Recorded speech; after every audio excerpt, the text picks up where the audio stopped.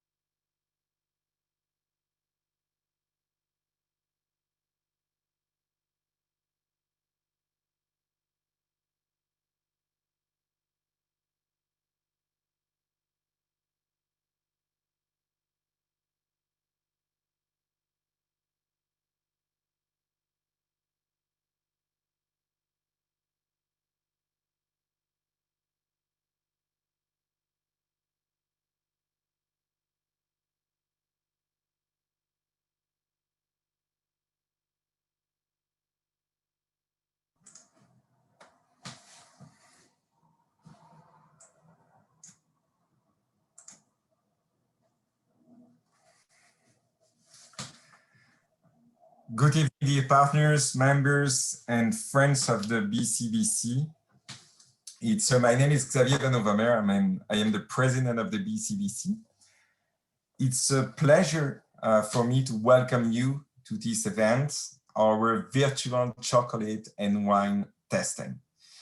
Firstly, I would like to emphasize that your presence at the BCBC activities allow the chamber to invest in certain projects, such as a new web platform in order to have better visibility and a more efficient communication with you.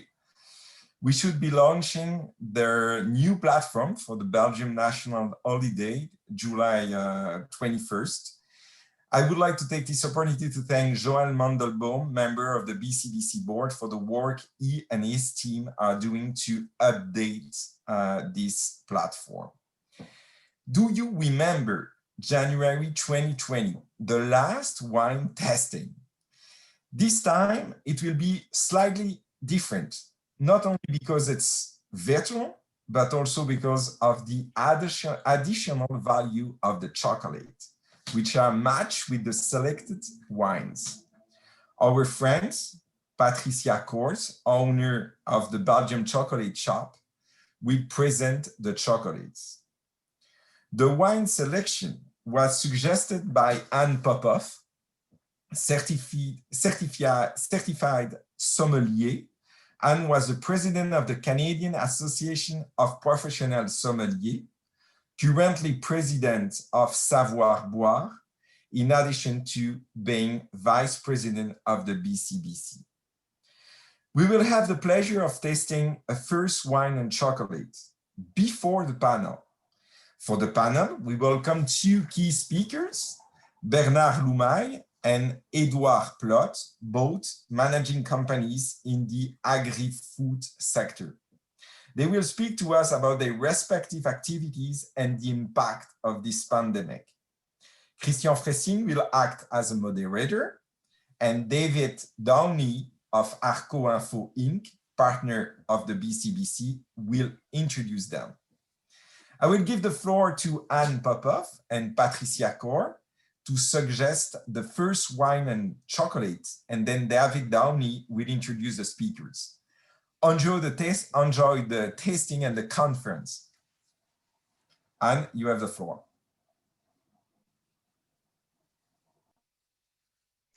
Thank you, Xavier, for the very kind words and the presentation. Welcome, everybody. I'm so happy you could all be here on a lovely Thursday evening to taste some wine, to enjoy some Belgian chocolates, and to listen to two very interesting speakers with a Q&A afterwards. In order to get everybody in the mood, because we're mixing business with pleasure, and I know it's often said that one shouldn't do that, but we will today. We'll mix business and pleasure. I hope that you've all got your packages, you've removed all the little bottles from the fridge, you've gotten your chocolates. There are two packages of chocolates, one that were covered in a silver ribbon and one that is covered in a gold ribbon. There's a reason for that, because you have two of every chocolates except for one, of which you have one chocolate each. So if you can pay attention to that, the ones that you have one chocolate of each is the orange caramel and the Grand Marnier. So these two chocolates, just so you can see. Okay. These two, you have one of each. So hold on to those preciously. So I'm going to recommend that you possibly consider cutting them into pieces so that you can enjoy them better with the different wines that we have. So the very first wine that we have is a Gamay from 13th Street. This is an Ontario wine. Here you go, 13th Street Winery. I hope everybody can see the bottle. And you've all got your pieces of paper, I hope, in front of you that give you the information about the wine. So we're tasting the 2018. It's only got 12.5% alcohol, so it's really nice. If it's chilled, it's even better. If it's not chilled, it's fine too. Gamay is generally enjoyed a little bit chilled. So Gamay is a grape from eastern France, from the Burgundy region, better known as Beaujolais. I'm sure everybody knows about Beaujolais. It's got such a festive sort of aura attached to it. So this wine was chosen. So just to let you know, this wine is available at the LCBO all the time. There's just vintage changes, 1995, so it's really good. The winemaker at 13th Street is a Frenchman whose name is Jean-Pierre Collat, somebody we've all known ever since he's come here to Canada to make his wine. He came from Chablis, where he was very well known as a winemaker of Chablis, so he's practicing his talents here now in Ontario, which is really good. This particular Gamay is a really good example of Ontario's proficiency with Gamay, because that's one of the grapes that grows well in our cool climate. We are a cool climate province in Ontario, contrary perhaps to the Okanagan in BC, which is a bit warmer climate. So this is one of our great advantages, is we can grow grapes that do well in colder climates around the world. Gamay is one of them, Pinot Noir is another, Chardonnay grows well everywhere, Sauvignon Blanc we can manage quite well, Syrah, which you'll get later, and Cabernet and Merlot, they do reasonably well, but they're not our best grapes here in Ontario. So this particular wine, you can all have a look at it. You can see it. It's quite clear when you look at it through your glass. You can see through it. It's very bright, very sort of almost pinky red. You can tell it's light also because you can see right through it. If it was really deep and dense, you'd know you would have a much inkier, bigger wine. The reason that this particular Gamay was chosen was because it is got a lot of fruit on the palate. When you put it to your nose, you should be getting lots of fresh, ripe fruit. All the fruits like cherries and plums, and even some strawberry and possibly some raspberry. And of course, you get other elements that are not necessarily relevant to our matter at hand, which is chocolates. But it's a reason why Gamay goes very well with charcuterie and sausages and pieces of cheese and la baguette and, you know, the French picnic. So why don't you taste this first so you can see how you like it on your palate before that you mix it with any chocolates.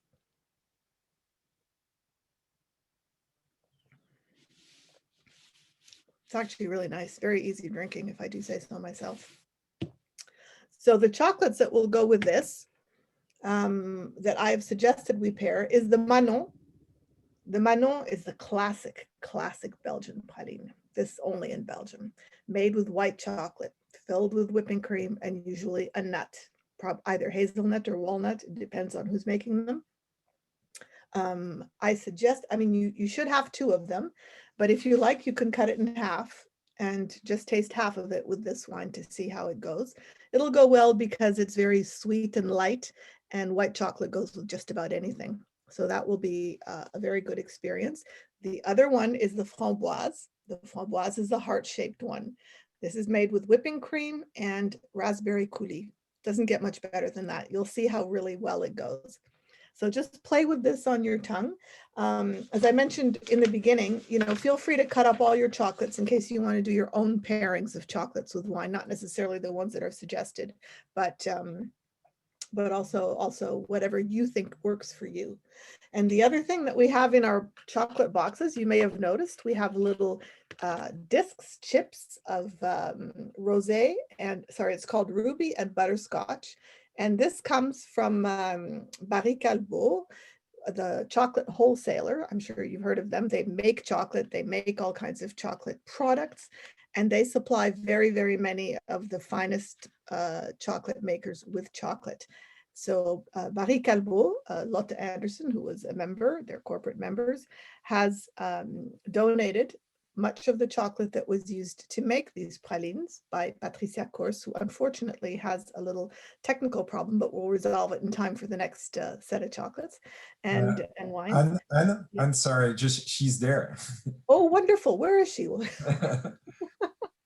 Excellent, Patricia. Oui.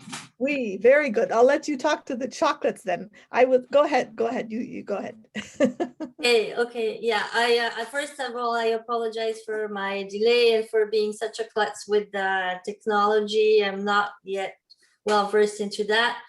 first of all, I want to thank everyone for joining us and for inviting me to participating into this event. Thanking Barry Callebaut, Lotte from Barry Callebaut as well, who provided, like Anne mentioned, a lot of the chocolate that was used for us to create those praline, as well as those little drops that you found in your boxes. So enjoy. And I think the idea of cutting up a chocolate is a good idea, because you get to see, before you bite into it, you get to kind of anticipate the experience you're going to be having and get your brain used to it before your palate starts to discover it. Brilliant. So, yeah. Do you want to say a few words about the two chocolates? Yes. Well, we'll start with the Manon, which is a white chocolate that we don't, like in Belgium, typically we would use a whole half of a walnut or a hazelnut. In this case, because I'm limited by the space, I didn't want the chocolate to be much bigger than the other chocolates that we make.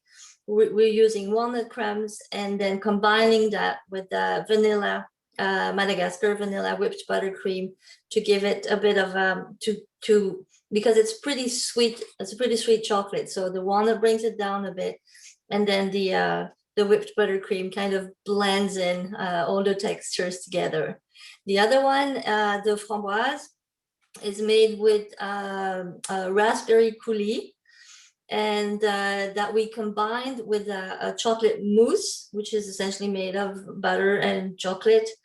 And so we have tried to obtain a nice emulsion that will carry the flavor of the raspberry through the tasting, I guess, and in a very light texture, but that will allow you to end up with the raspberry note at the end.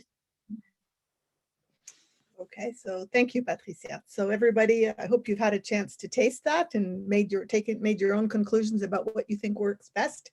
And I think it's time to start with the meat of the business, which are the presentations. So without further ado, I would like to introduce David Downey from ARCO, and he will say a couple of words to introduce our speakers. Super. Hello, everybody. Thank you, Anne and Xavier, for the introductions. I will say, Patricia, that's always a joy to hear someone who has that kind of knowledge on the tip of your tongue, shows that kind of experience that you've had. That's awesome insight.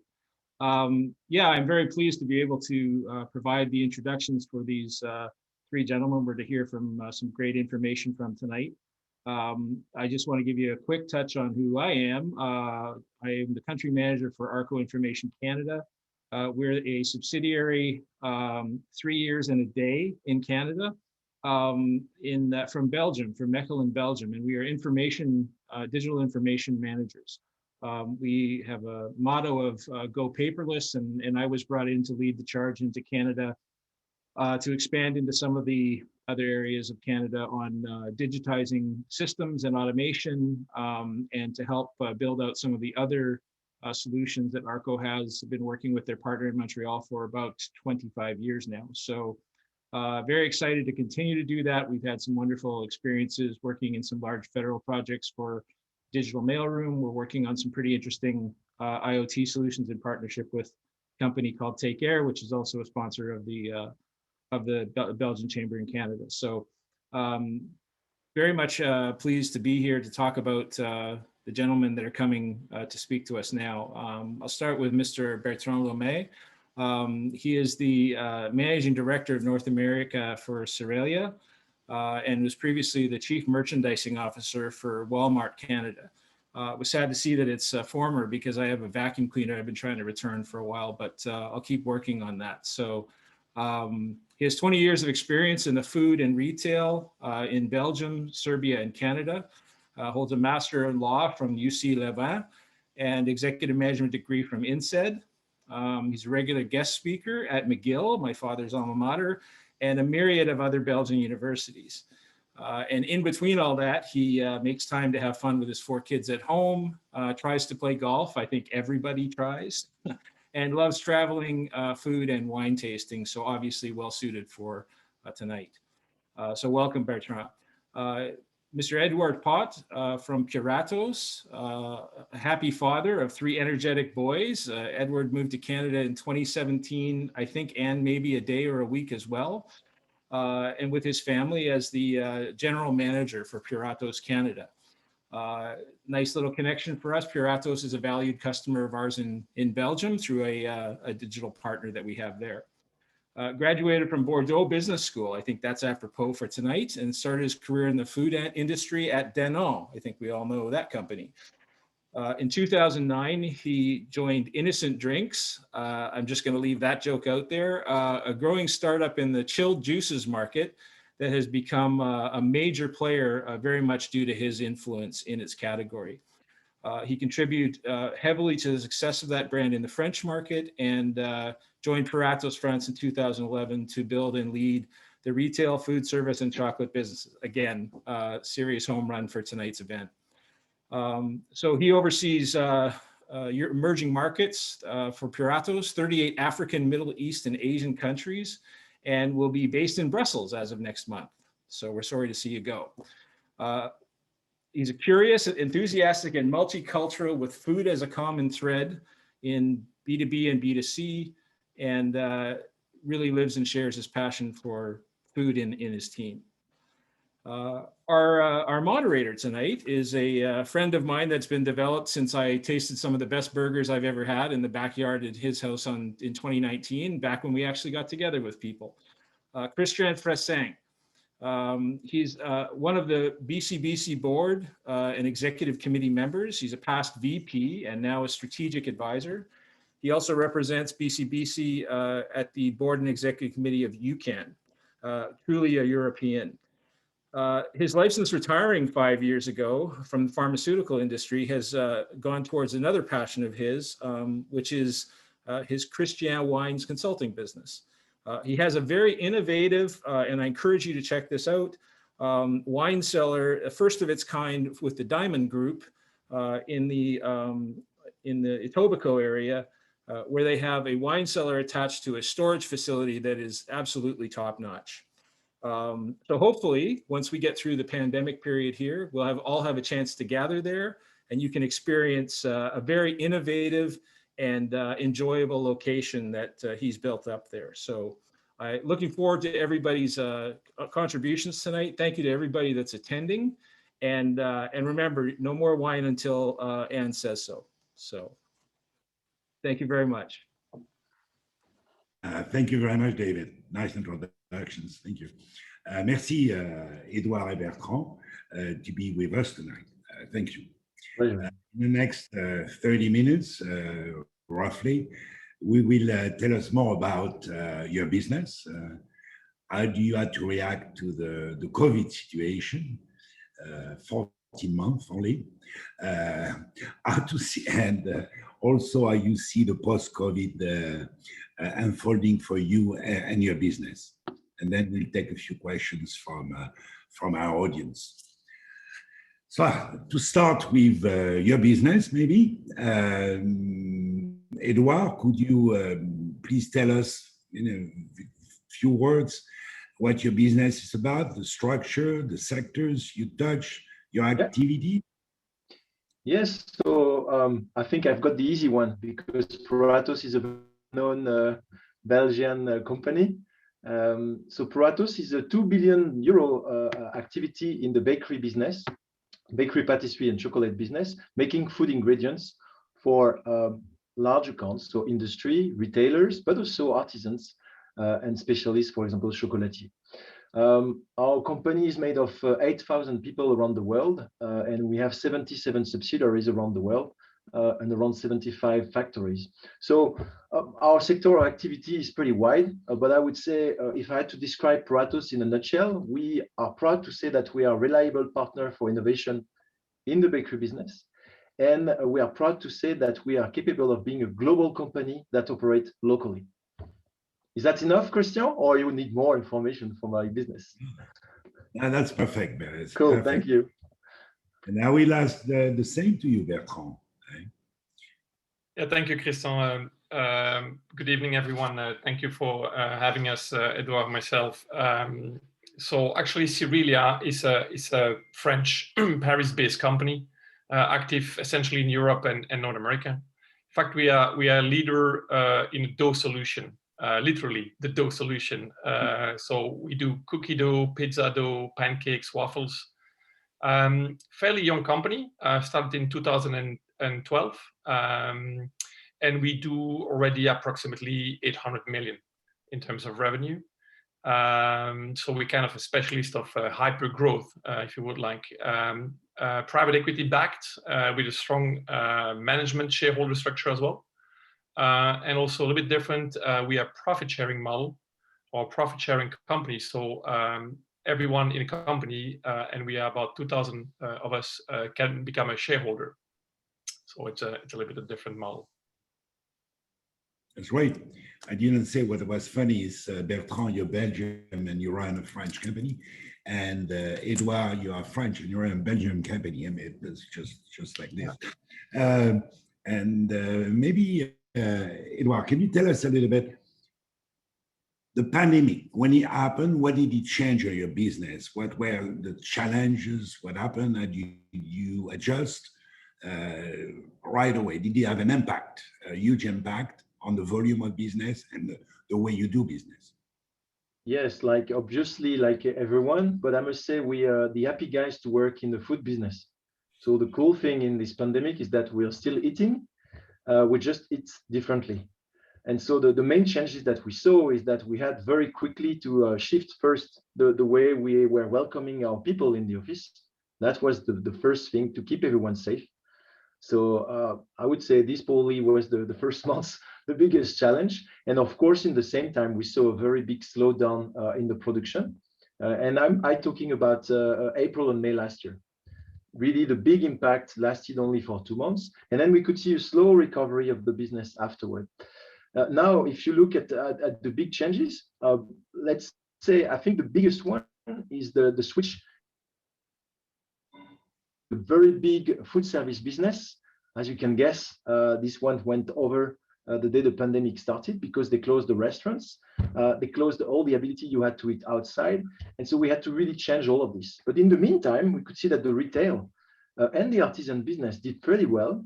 And in the end, I must say our company really had to face, how can I say that, a transition, a shift in its volumes, in its product, in its organization to adapt to a new way of selling.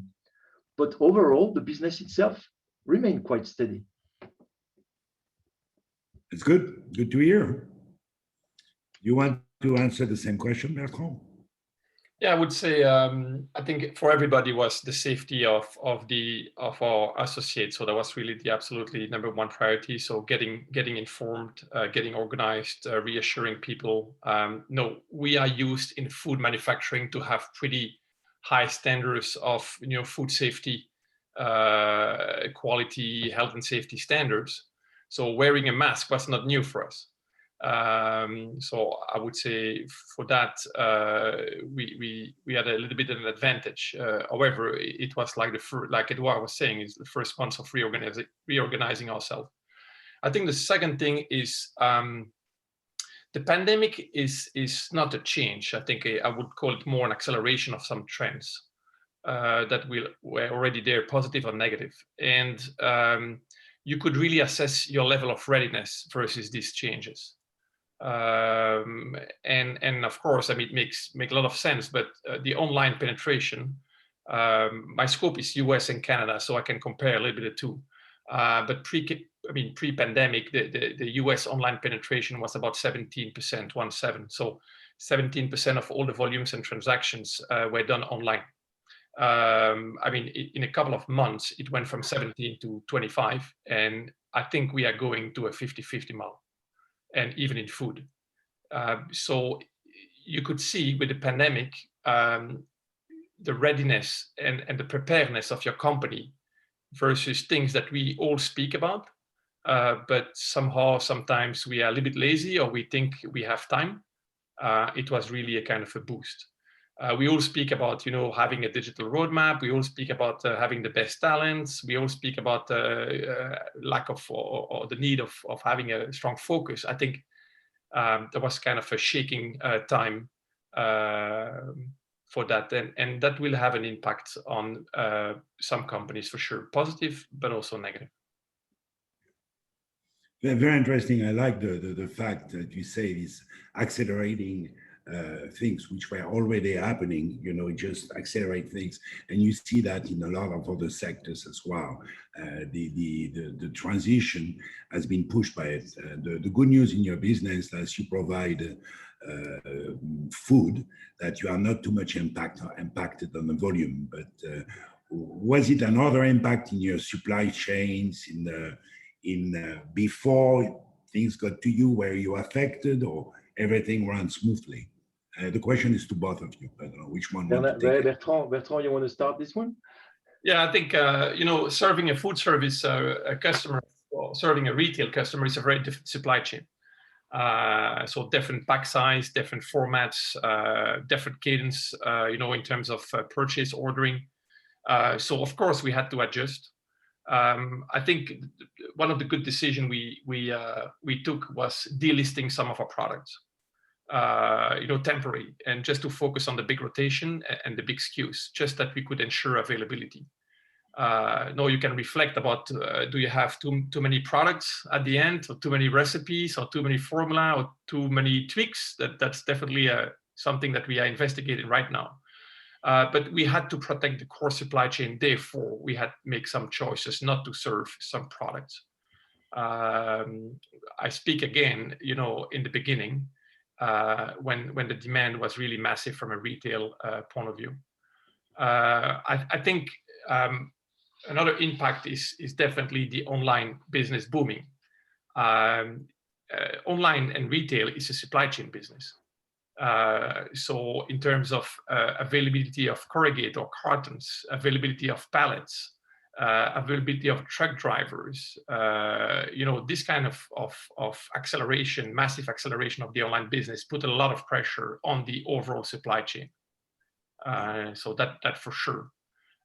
No, we have been working with our customers, and I think we can be very proud that we reach probably almost every single day 100% fill rate. So whatever we get as an order, we can fulfill on time and in full at a rate that is almost 100%. So what is kind of great. Thank you, Bertrand. Anything you want to add which was different on your side, Edouard? Yeah, maybe I can give some perspective, because I managed Canada at the time, but now I have a broader vision on the other countries. And I must say, Bertrand is right in mentioning the fact that reactivity, readiness, flexibility or agility of the team was something key. Now, I have to say that looking at different countries, depending on the business structure and the type of customers you have, some of our countries were really, really hurt. And so I can mention India, which is hurt again today, but that was already a very bad one last year. In the end, if you look at this type of country, we ended with 2 months of stock, like immediately, because sales stopped and there was nowhere to sell, nowhere to go to the office. It was forbidden to do any production. And so the reaction of the authorities and the ability to keep doing business was really variable depending on the countries. So India was probably the worst case.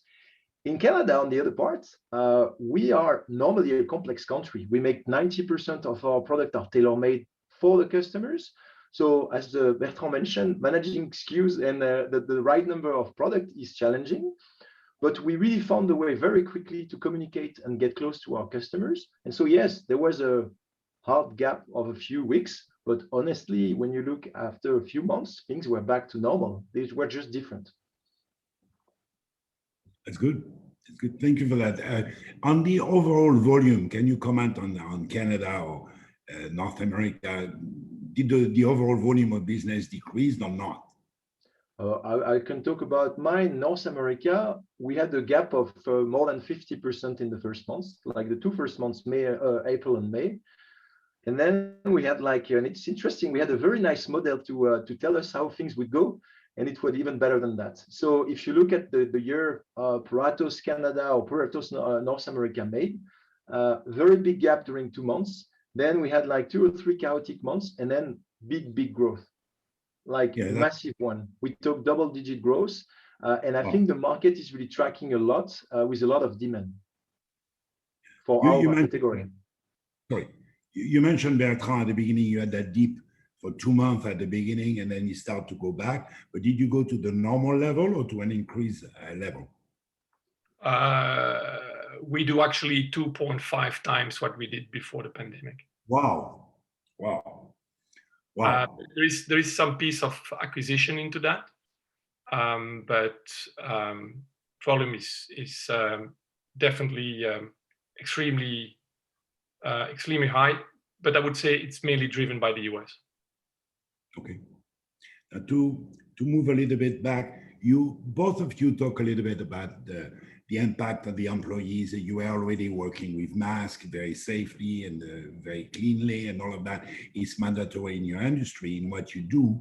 Did you have to go further? Did you have to invest more and take other measures and to modify or invest in infrastructure or in the way the employees work?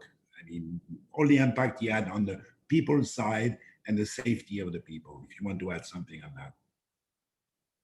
Yes, on our side, yes. Like as Bertrand mentioned, we are used to this process of taking care of health and the well-being of our employees. But more than that, there are some norms linked to the fact that you make food. So we are respecting them since many years. But the pandemic brought something that we didn't have before: fear of the employees to come at the office, fear that they can get contaminated by colleagues, fear that you touch something and you don't know. So we really had to do a lot of things to increase our level of performance in terms of sanitization, of cleaning, of PPE, so personal equipment for safety, etc., etc. We changed the process. We forbid people to come to the office, or at least 1/3 maximum capacity, to make sure the employees that have to come are safe. And that was really the first thing we did. And I think we'll benefit from that. And if I had to comment on Pratos Canada, I even think we created a job. We created the job of Office Angel. We've got someone taking care of us every single day, making sure that we respect the rules, that we are safe, that we source all the equipment that we need, and that makes sure that all the procedure and the health and well-being of the employees respected. So it goes beyond the pandemic now. That's great to hear. That's great. Anything to add, Bertrand, to that? Yeah, I would say it's a little bit different than the US. So I think we did kind of the same, like everybody actually. Yeah. So plexiglass in between some piece of the lines or production lines, for example. Increasing sanitation. However, in the US, we had to force a certain level of standard. As Edouard mentioned, I think there was less risk aversion in the US. So we had really to engage with our associates in the plants to really go the level we want to go. We did not have any casualties linked directly or indirectly from COVID, but we had some serious cases. So that has been something.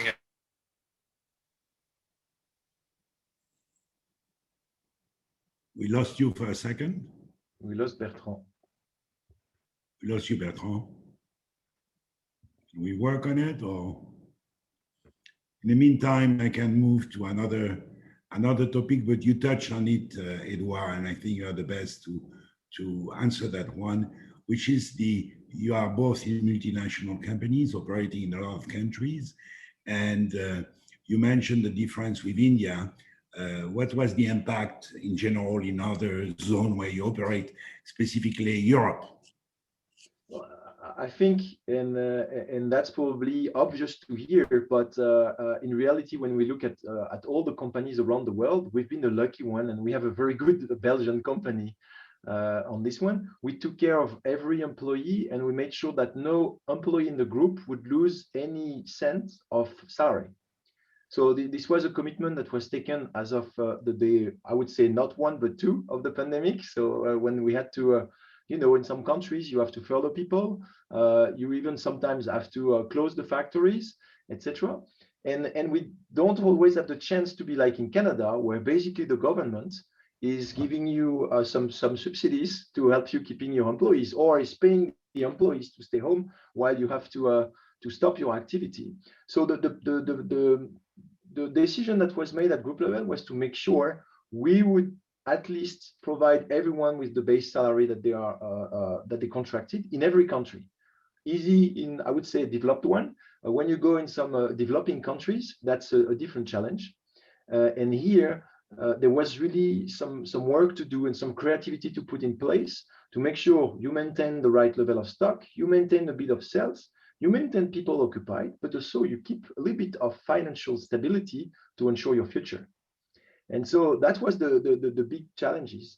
And I would say the more the business was artisan oriented, the more it suffered. So you go in India, Philippines, Indonesia, our business was really like devastated. If you go in some countries like Canada, North America in general, if you go in Spain, for example, where we have a big industrial business, it was pretty steady. Okay, no, thank you for that. Welcome back, Bertrand. The question was asked, as you work in a multinational company as well, you told us about Canada and North America. Can you tell us if it was an impact in other countries where Cerealia operates as well, in terms of business, in terms of volume, what was the impact of COVID in the other countries? Yeah, I would say it's kind of the same, because we are working in more mature countries, like France, Belgium, Netherlands, UK. So I think all the trends that we spoke. I think a good thing we have, and I think Puratos is the same. We have very decentralized organization, and we all spoke about a couple of years ago about globalization and all these kind of things. I think globalization in terms of access will certainly continue, but this pandemic generates some reflection about independent work between different countries and source of supply, and to be close to your customers. So we don't have we have a fairly small holding company, a couple of guys. So the good news is we could apply fairly quickly what we felt good in every single market. But what we did as well is we leveraged quite a lot of the good practice from others, and definitely in Canada or in the US, we were lagging a little bit the first and the second waves. So it's not so difficult to understand that what is happening or what was happening in Europe, could or would touch us very quickly 3, 4, 5 weeks after. So we could be ready definitely for the first and the second wave. Thank you, Bertrand and Edouard on that. Now, if we move a little bit to the post-COVID, what's going to happen, the changes that you see, because you are business leaders, so you have your views and your ideas. What do you think that where the economy is going, not only your business, but the overall economy? Do you think that it will be a boom? Do you think it will stall for a while? I mean, what are your views on the business? What do you expect? Bertrand, you go first. Okay. I think COVID-19 will stay, or at least the fear from a pandemic, or and the notion of health and safety. So that will stay, at least for the next 5 years. So you will see protocols and all these kind of things, maybe visa that are linked to vaccination, these kind of things. And also it could be a seasonal vaccine that we get. So that will for sure stay.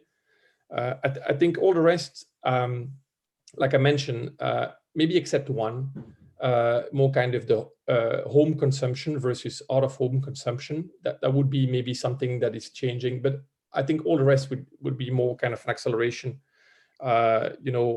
simplification, sustainability, online business, omni customers,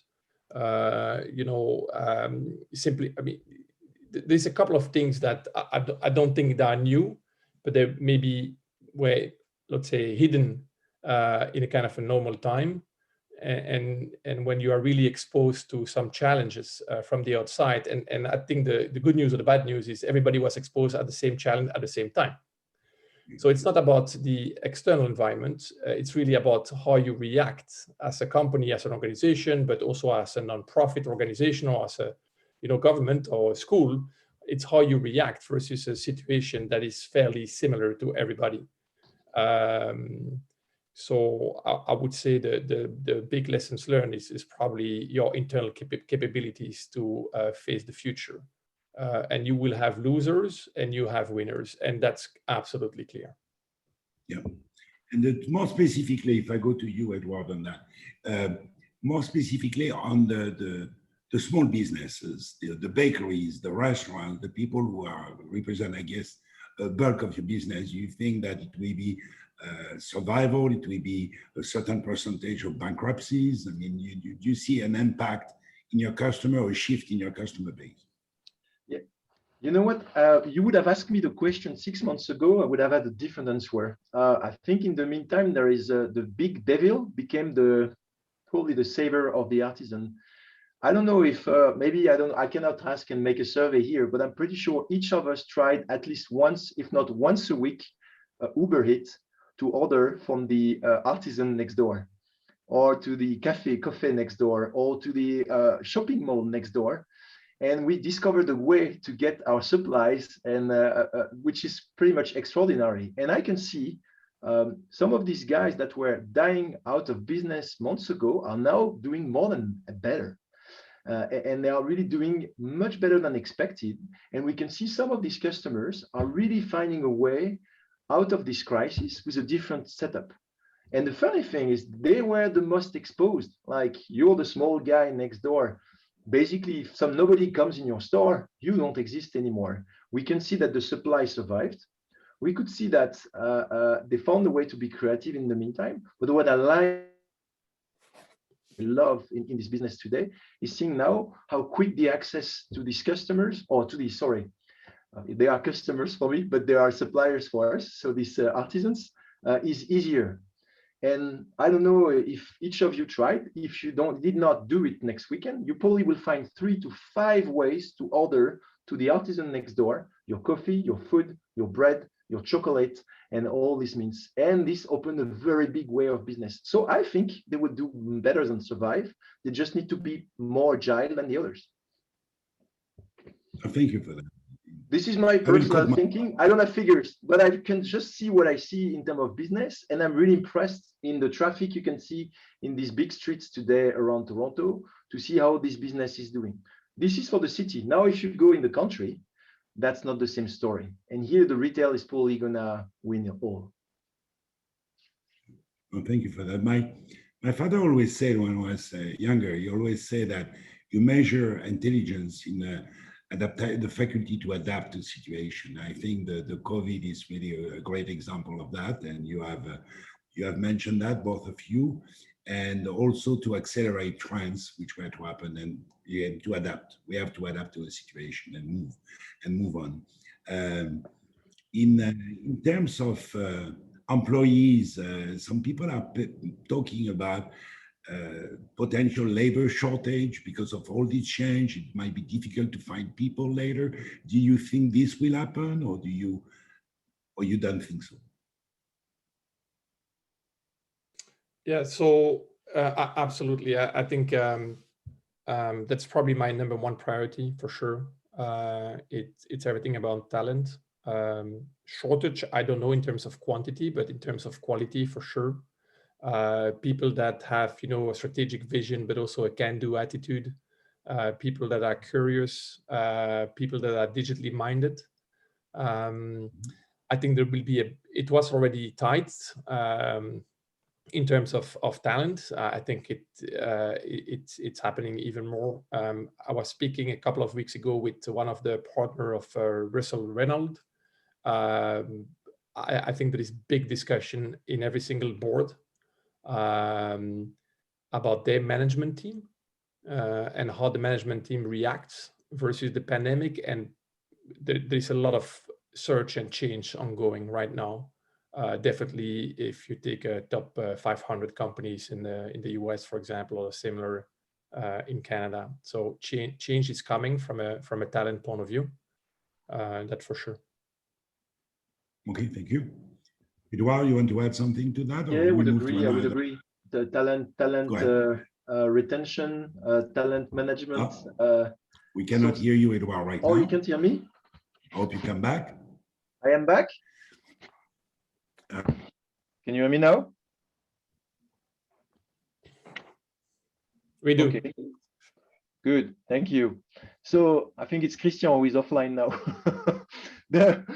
So the question, yes, there is a fight for talents, and I think it's even more developed in North America, because the unemployment rate was very low before the crisis, and we can see that the economy is back to growth very quickly. What I loved seeing in Canada is the diversity of people. It's a country of immigration. And so we have a fight for talent, but we also see many different profiles coming. And so today, I had, for example, in Pratos, Canada, more than 28 different nationalities. And so people occupying different jobs, growing in the company, and developing their own ways in the country. So yes, we're fighting for some talents, and in some specific categories, I would say sales is always a fight. Operations can be at the moment, but now if you go in other countries, this is the opposite, and we also have to be humble and know that yes, it's hard here, but in other countries, people are fighting to get a job, and the balance is a bit different. So I would say again, Canada is a blessing for the employees today, because there are more demand than there are offers, and so it's good for the employees. Now, if you go in other countries, the challenge we face is we have so many applications for one job that we need to make sure we get the right profile. So it's a different challenge. Thank you, Edouard. When we lost you for a second in your answer, I was asking maybe the last question to both of you, which is regarding the vision and the strategy for your group. Which group, based on this, the time we just lived, is more looking at concentrating the business and concentrating, or on the opposite, to expand the business and to go to other areas and maybe merger and acquisition and continue to grow, let's say a more rational and safe or a more optimistic vision for your group in a couple of minutes each. Yeah, that's a very interesting question, and I think Bertrand and I will really reflect two different ways of looking at these strategies. But in the end, I think none of our companies will be blocked by this crisis. On the opposite, I think the one that reacted the best are probably stronger after the crisis. And so our ability to invest in the market, to invest in new companies, in merger and acquisition, etc., remain the same at the end of this crisis, even better. And the competition is probably weaker than what it was. So I'm not saying I think we need to remain humble, of course, but we have a lot of opportunities to grow in the future. Bertrand mentioned one point earlier that I think is crucial. We're not concentrated anymore. We are a global company, but we operate locally. And I think this point will make the difference in the future. We are not looking at buying assets that will do for the full world. We are looking at some small assets that will make a difference locally and help us to increase our footprint in the different markets. And that's why, for example, I'm the happy leader of 5 newly created joint ventures in Africa that we created last year that are operating in Africa. And we are basically trying to set a foot in this continent because we feel like this is the future of food development and we want to be there. Okay, thank you. Yeah, I would say really it's probably a different size of Piratos because we're probably 30% of their size. So no, we are in full expansion mode. But echoing what Edouard is saying, you cannot expand if you don't have a solid base. So if your foundations, your customer service, your service level, your associate satisfaction, your systems, your process are not tweaked, you carry out a big problem if you expand. So I think there's a piece of reflecting internally how we operate, making the company more agile, I would say, more humble and more nimble, very localized, exactly like Edouard said, so that we can move fast. So and placing some bets, that for sure. That's always when you see something coming, when you see a customer that has a big need, you're ready to invest upfront and so far it has been quite successful because you put speed into the market. And when you have large organizations that are thinking about, optimization or whatever, well, you can quickly gain a couple of years versus them. Again, it's not the pandemic. I think it's the way every single organization, profit or non-profit, behaves. But in the time of challenge, your impact or your decision have a greater impact, positively or negatively. That would be maybe. Many thanks. If I had to summarize, the past few minutes we spent together, I'm very pleased personally to hear that in this time of crisis, difficult time for everybody, there is the faculty of adaptation, and I see a lot of optimism and positive in you. We are leading companies, and I hope that this sign that we see for our economy everywhere in the years to come. So thank you for your contribution on that. I think we have about 2 or 3 minutes for a pressing question from our audience. If you want to put it in the chat, we'll try to answer. If not, I will let our president close that business part of our evening together, and then we'll go back to wine and chocolate. But any pressing question from our audience, we'd be pleased to take it. Everybody's happy? Oh, I see one here. One question is, do you think that COVID has changed people's eating habits? You mentioned. Yes. Yeah. Oh, yes. I think it accelerated the change. The eating habits were already going toward new trends, which were health and well-being. People are reading the labels now, so they want to know what's in their food. People want to eat healthier things. They want to know where the food is coming from. They want craft products that look like handmade, etc. And we can see these trends are growing and growing. And the crisis is definitely accelerating this type of trends. And it's even stronger when you look at all the health and well-being product that are definitely now in the eyes of the consumer as a way to stay healthy. And so, yes, I would say it didn't change them, but it accelerated the change that was already starting before. But now what was our long-term target is short-term. Okay, thank you. And I have another question for both of you. Have they been impacted by the sustainability trend, the trend for sustainable, like cacao, some of the goods, chocolate, cacao supply? Wants to answer that? Yeah, I think, again, the trend was already there. Definitely in Europe, everything from a sustainability point of view is more regulated from the Commission point of view, while in the US and Canada, it's probably more led by private companies. So when you have customers like Walmart or Starbucks, or this kind of Burger King's guys, they have a pretty solid agenda in terms of sustainability. They cannot do everything, but is it CO2 emission reduction or plastic? They have some really tough playbook, what is kind of normal. To echo what Edouard was saying, I think the best, and I can give an example, but what we try to do as well is to put multiple trends on each other. So yes, the trend of health and wellness or health and well-being was already there. So people want to have healthy ingredients and healthy products. But when you put on top of that a sustainability trend that was already present, then you can have multiplication factor. And I give just an example for everybody to reflect is plant-based. So plant-based food, it's good for you and it's good for the planet. When you have this kind of combination of multiple trends, then you really can make an impact, of course, on the environment, on the consumer and the customers, but definitely also on your bottom and top line first and bottom line second. And the last question, then I give the mic to our president. In terms of in both your companies,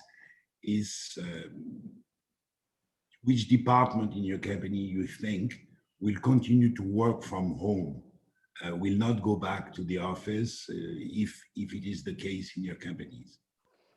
It's a question from David.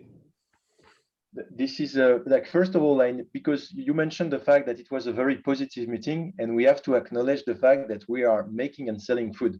So we're the happy ones.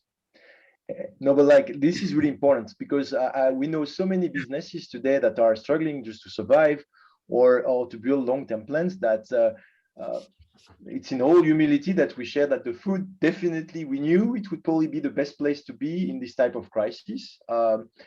Now, to answer your question, David, sorry, the point is it will change forever. I don't think we will bring back 90 people in one open office again. Maybe they'll come once a week, they'll meet, and the office will be a meeting place where people will come in and out a bit randomly, but we learn that we can work from, and I hate them, but from the screens.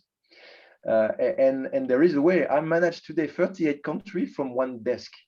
And this is not the right way to do, of course. So I will have to fly there at some point, but probably I won't have to fly 80% of the time. And so to answer your question, I think it will be a mix before what was done before, and maybe a bit more trust and a bit more flexibility for the employees. And the only one that will have to come every day are the operators that make the product. Thank you. Thank you, Edouard. Bertrand? Yeah, I think it will be exactly that. People are enjoying working from home from time to time. They're also enjoying some social interaction.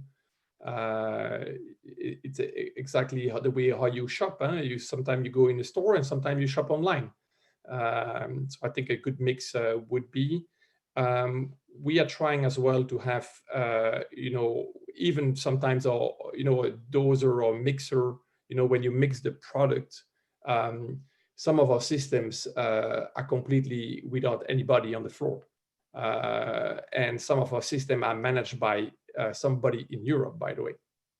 So that will continue. At the same time, there will be also, we takes a lot of time to have social interconnection. So we have insist as well, unless it's not permitting, but even having the finance people, for example, 1 day a week in the office, just to make sure that people have a connection. So what I could notice, or what we could notice, is the more you invest in technology, probably the more you need to invest in soft skills, communication, understanding, different perspectives, diversity. Edouard mentioned that.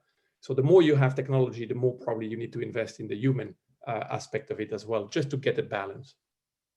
Many, many, many thanks, Bertrand and Edouard, personally, and I can't wait for our next wine tasting together. But in the meantime, thank you for taking the time, and answer the invitation of the BCBC. We really appreciate it. Many thanks and all the best to both of you. And I will give the mic to our president, Xavier. It's up to you. Yes. Thank you, Mr. Sloumay and Plot, for your enlightening and very useful inside view of your respective businesses. We are now at the second part of the event. Time to get the stock out of the cellar, but also in the second part, time for me to thank our partners.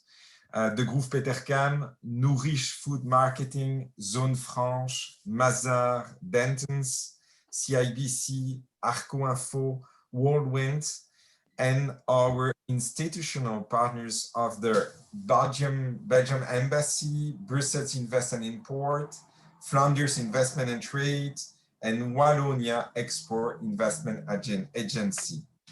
And Patricia will have the floor to present the other wines and chocolate being tasted. Anne? Thank you, Xavier. I had to unmute myself so nobody would say you're muted. The most often used phrase since the beginning of the pandemic.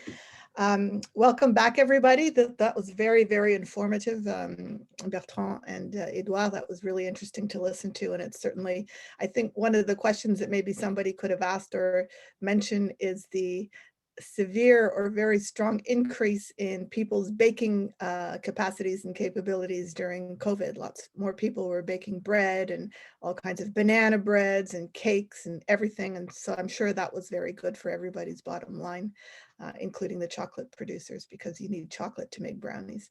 So anyway, welcome back. I didn't get a chance earlier, but I will do so now. I need to properly introduce Patricia because yeah, I hope everybody realizes that she is the master chocolatier that is behind the lovely chocolates that you have in front of you. And her store, and you can all go visit, is in the beaches at the eastern end of the beaches, not far from Victoria Park on Queen East.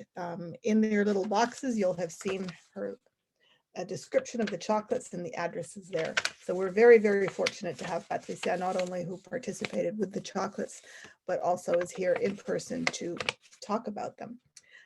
So let's move on to wine number 2. I hope everybody enjoyed the Gamay and probably finished it by now because, you know, it wasn't all that much. So let's move on to our second wine, which is another Ontario wine. I thought we need to do justice to the country where we all live. This is Creekside, a winery also in Ontario, in Jordan to be precise. They've been around for well over 20 years by now. The one we have is the Syrah. The Syrah is actually one of their iconic wines. This is a wine that is always available at the LCBO at the very, very friendly price of $15.95. The only thing, again, that changes every year is the vintage. So Syrah, as most of you probably know, originates, or one of its origins is the northern Rhone Valley in France.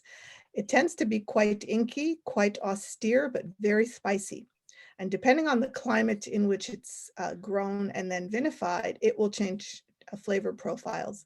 So the classic one, known as Syrah, is in France in the Rhone, and then it has migrated very successfully to Australia, which is what I'm sure the grape you most know is as Shiraz. And Shiraz is a very big and powerful wine for the most part, not least because of the climate in Australia, which is really, really good. So you've got very ripe fruit and higher alcohol. Here in Ontario, again, as I mentioned, because we're a cool climate producing country, Syrah from the Rhone is what works best over here. Some of the wineries might call it Shiraz, but I think to call it Syrah is more appropriate due to the nature of the wine. So this particular wine, and Syrah in general, tends to be smoky, very spicy, ripe fruit, dark berries. You'll get a bit of, if it has seen any wood aging or treatment, you'll feel a little bit of that. This one here on the nose, you can see it's much, much darker than our Gamay was. If you still have some Gamay, you can see the difference in colors against the white in front of you or whichever. But still, it's an elegant looking Syrah because it's not so inky that you can't see through it. So when you smell it, honestly, the first thing you get is black raspberry. And how appropriate is that? Because Patricia will match our chocolates to go with that in a minute. So you're getting black raspberry. The spice is some white pepper. There's a little bit of oak because it has seen a little bit of oak in its aging. And you're getting other red fruit like cherries and plums and a lot of different spices. I mean, it's a blend of spices, right? I mean, I'm not going to say cinnamon per se, but sort of maybe baking spices. And this particular one from Creekside, this is their entry level. It's only 12% alcohol. And that is due, in fact, to the fact that it wasn't grown in a hugely sunny country. It's grown in Ontario. And that's another great thing about it, is because it makes it easier to drink. You can have a second and third glass without any harm. And it matches very well with chocolate, generally because of the spiciness. So I'll let Patricia now speak to the two chocolates that go with this.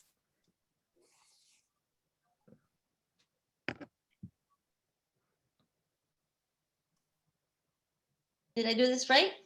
Yes.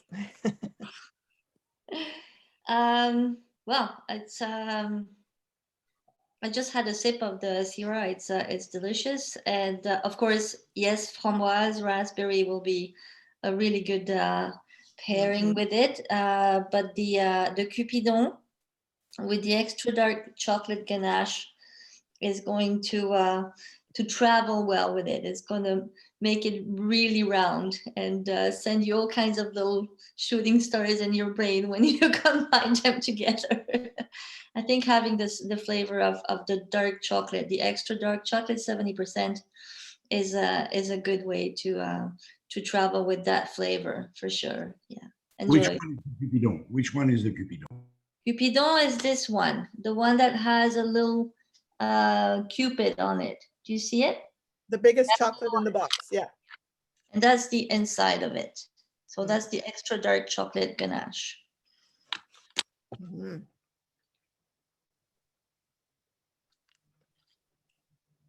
This guy. It's nice too because the wine cuts through the chocolate sweetness. That's right. Yeah, they cohabit. Yeah, they cohabit, and the sweetness of the chocolate cuts through the tannins of the wine. Mm-hmm. Mm-hmm. So it actually works quite well. Partners. Mm-hmm. Yep. Okay. All right. Then we'll move on to wine number 3. So we're literally traveling around the world with this little exercise by the same token, because we get to go to places that we can't literally travel to. So we did Ontario because noblesse oblige. This is where we live. But now we're going to go to Hungary. And Hungary is actually a very, very exciting place for wines. It's quite the up and coming region. Most people know Hungary for bull's blood, right? Strong white bull and all that.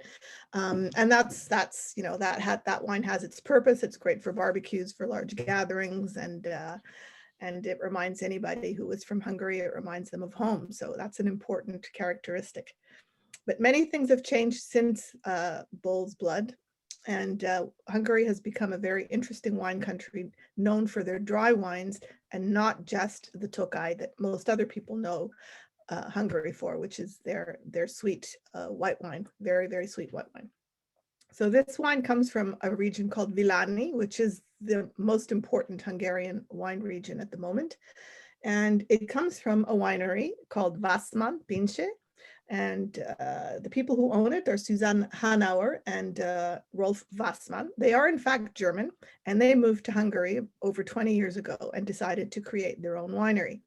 What makes them very interesting is they believe in biodynamic practices in the growing of their vines and in the making of their wine.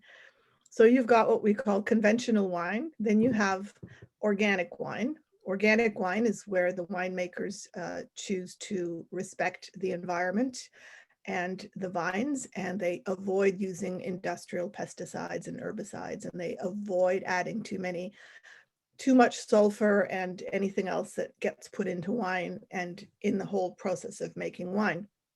Biodynamics takes it a step further.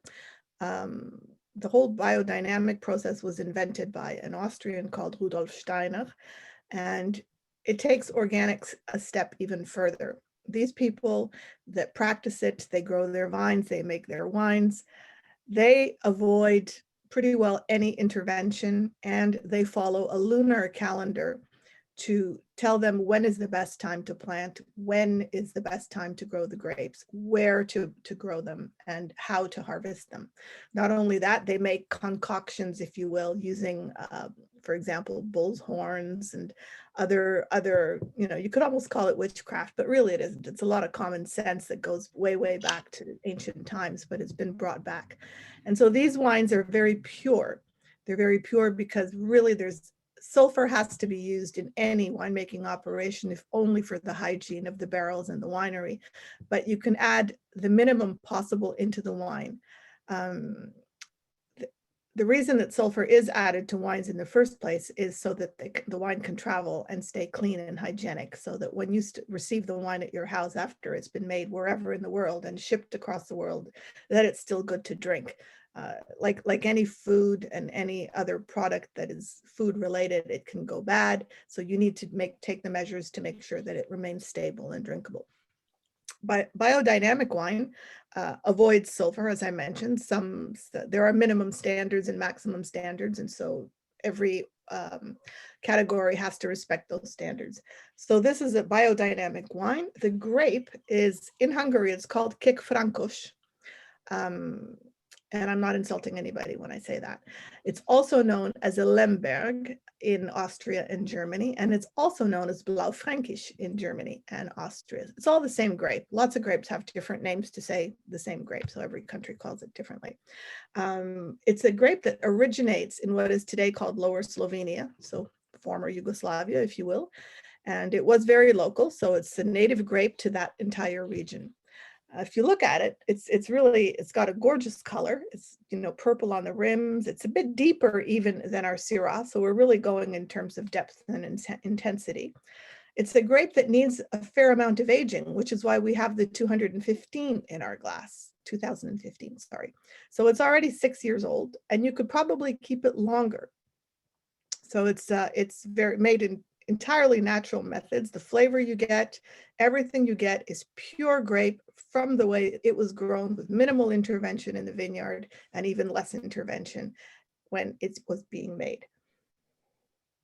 So it's pretty intense on the nose, right? You can smell some of the tartness and the tannins. Again, highly fruity, lots of cherries, black cherries, dark berries.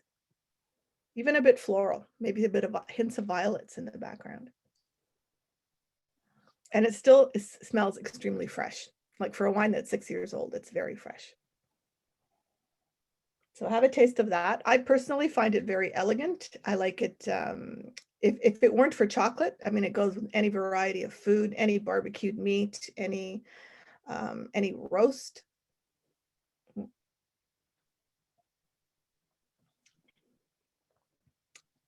it's pretty smooth by now.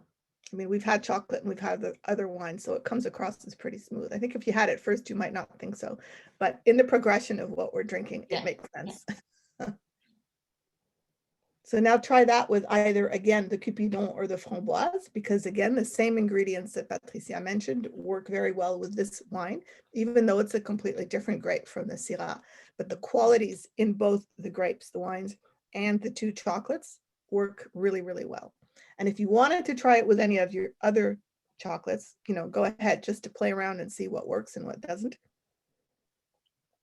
And yes, this wine is arguably the most expensive wine today. But, you know, it's also interesting to learn something new and to taste a wine that you don't normally get to taste. It's not often available at the LCBO. And so all of these wines, yeah, this wine is available online only because, as I'm sure you're aware, and to Edouard and Bertrand's point, online sales have grown tremendously since the beginning of COVID, and that includes the LCBO. They've really expanded their online offerings. They have many products online that are not available in the stores. And you can find that on the LCBO's website when you look at destination collection or online exclusives. So then we'll move over to our last wine. So this is the one that has a different color. It's very caramelly and so forth. Oh, I didn't show you the bottle of the Kik-Frankosch. Sorry, here you go.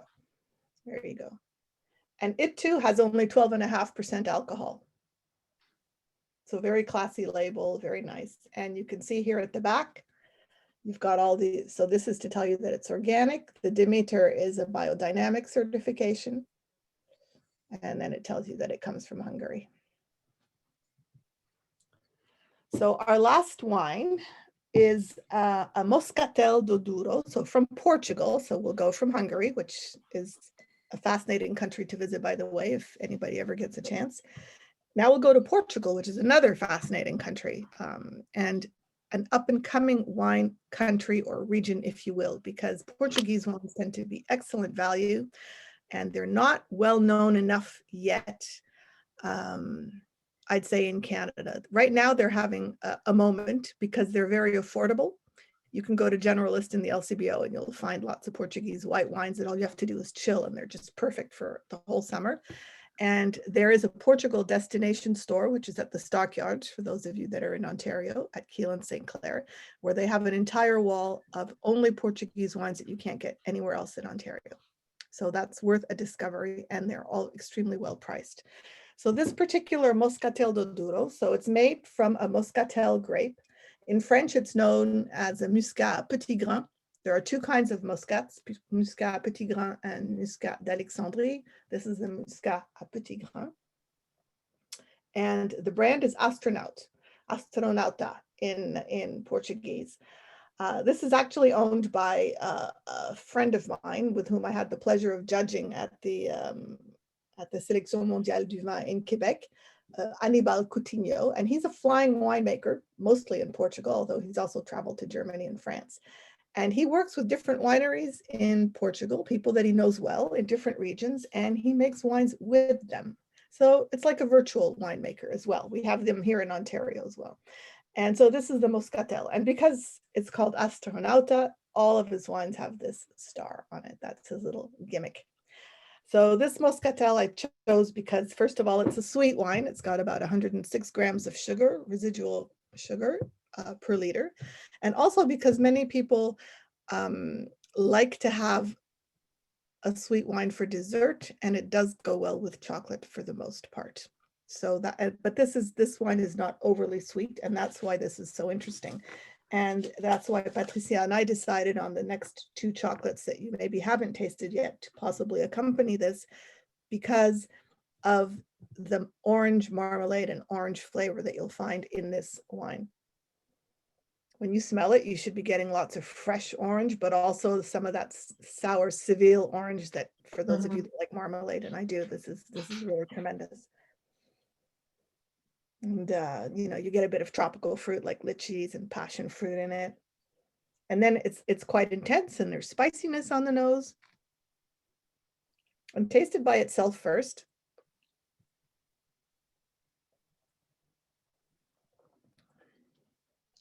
And what I like about this wine is that it's not cloying. It's very well balanced between good acidity at the end and initial sweetness.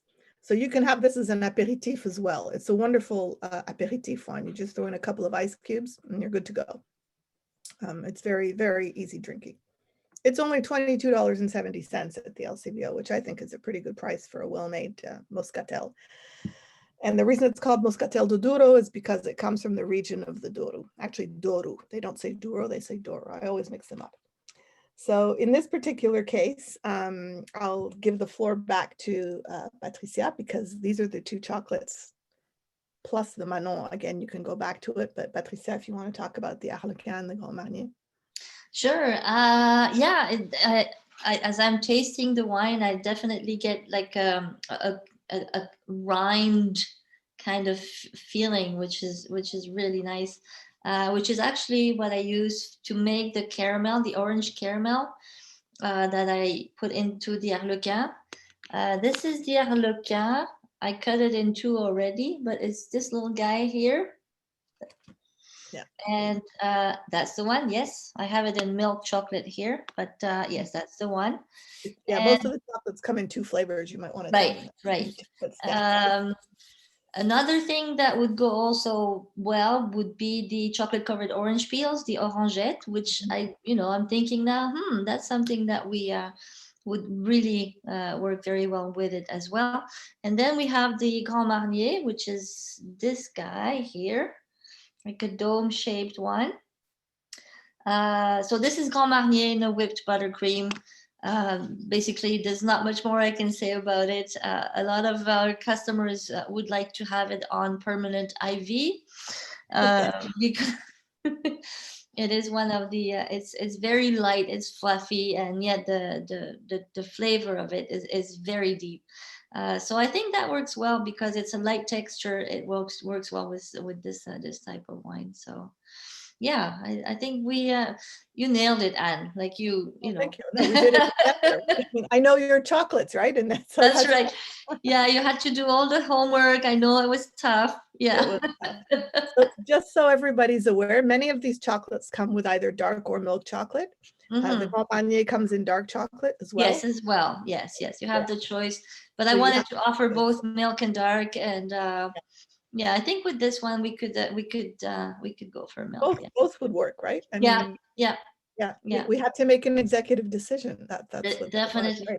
What I would say too is maybe the ruby chocolate, the little drops that you have, the pink ones. Yeah, the pink ones. That could be an interesting combination too, because it has a bit of acidity. It has a bit of citrus kind of feel to it.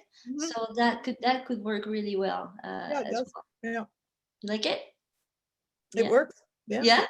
Oh, that's And then, good. and then lastly, of course, the Manon, right? This goes with The Manon, yes, that's again, Yeah. it's sweet. If you don't mind that range of sweetness, that's that will blow you away for sure. There you go. Mm-hmm. Does anybody have any questions about either the wines or the chocolates, or to Patricia or to me? Or hope you enjoyed tasting this combination of chocolates and wines. Everybody's just happy. I get it. Can't talk, busy drinking and eating chocolates. Right.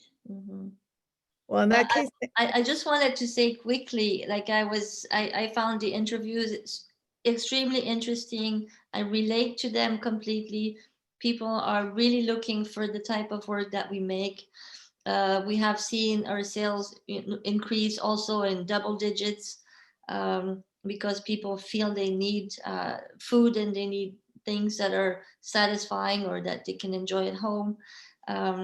So yeah, I was really, and again, it was about the idea of how people have to be able to adapt quickly. I think Christian mentioned it, and it's how you adapt and how fast you adapt. And we've had to adapt greatly, and but I'm very grateful at the same time, because people have been so responsive and so encouraging with us that yeah, I feel really grateful. So I just wanted to say that. well, thank you, Patricia. And I think in terms of adapting the Belgian Chamber, this is the third virtual tasting that we're doing. We've had 2 beer tastings and now the wine. So we're becoming really good at putting things into small bottles and packaging them in boxes and finding other goodies to put into it. And Yeah. I don't know, maybe we'll have to do some more. We don't know yet what the future holds for us, but at least we, the Chamber has been very proactive in terms of adapting as well. So we appreciate that entire sort of way of doing the new business in our new world. I have to adapt to Zoom as well. I'll get there. I'll get there. We will. We all will. I mean, how could we not, right?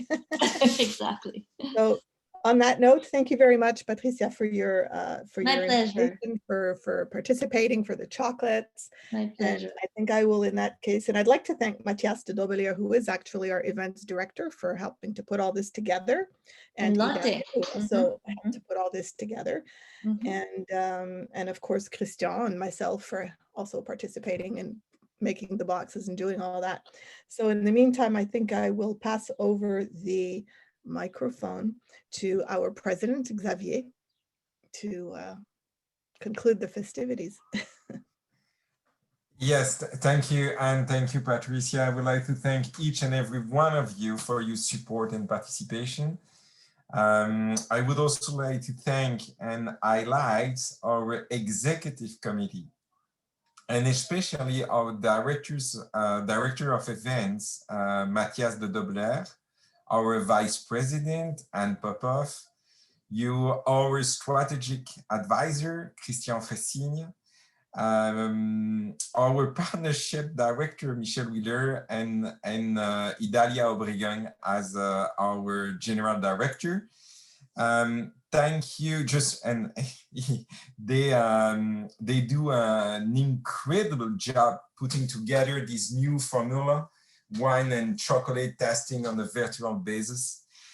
Thank you again to our friend Patricia Core, the owner of the Belgian Chocolate Shop based in Toronto, for her support and expertise. On another note, our ambassador, Johan Verkamen, has announced me that he will be leaving his post in Ottawa on August 1st for a sunnier destination, Mexico City. Before giving the floor, I would like to underline on behalf of the board and the executive committee that it has not only been a privilege, an honor, but a pleasure to have had him and his wife, Kathleen, as honorary president of the BCBC. We will not soon forget your Schtroumpferie and wish you many others Schtroumpferie in the line of the Mayas. Thank you, Johan. Thank you, Kathleen, for all you brought to the BCBC. We look forward to seeing you again before you leave, and we hope it to be in person as soon as the COVID measures become more flexible. Johan, you are the floor. Well, thank you so much, Xavier, for these kind words. This time I'm not coming as a Smurf, but I brought the Smurfin, the Sturmfett, which is even better. Really, thank you. First of all, I also would like to congratulate you with yet another great, interesting, delicious webinar. Congratulations, both for the business part of it with Mr. Pot and Mr. Lumay, and of course also the tasting part with Patricia and Anne. It was really, really great. Yeah, true. We are leaving. That's a problem with diplomats. They come and they go. But as you said, it's only on the 1st of August that we are leaving. So there are still 2 more months, and we really, really, really hope that there will be another occasion to see you, to meet you, either virtually or preferably. We still hope that we can make it to Toronto somewhere in July, in the second half of July. Let's hope that by then more things will be possible. But should it be the last time, which I don't hope, let me say, of course, how much I appreciated the interaction with the BCBC. I mean, Kathleen and I, we felt very much welcome from day one, 3 years ago, when André and Christian were at the helm, and of course also after that with you, Xavier, and with your fantastic team. You're doing a great job. I'm totally convinced that the BCBC is by far the best business chamber of Ontario, of Toronto. That's for sure. And it goes without saying that we as an embassy, also the trade commissioners, and also our head office in Brussels, we are really, we very much appreciate what you are doing. The fact that you are showing the Belgian business flag here in Ontario, that is valued a lot. So be assured of that. And I will brief my successor about that again and again. So it's really nice to work with you. But again, this is not a farewell. I really hope we'll have another occasion before we leave. So we still have two months.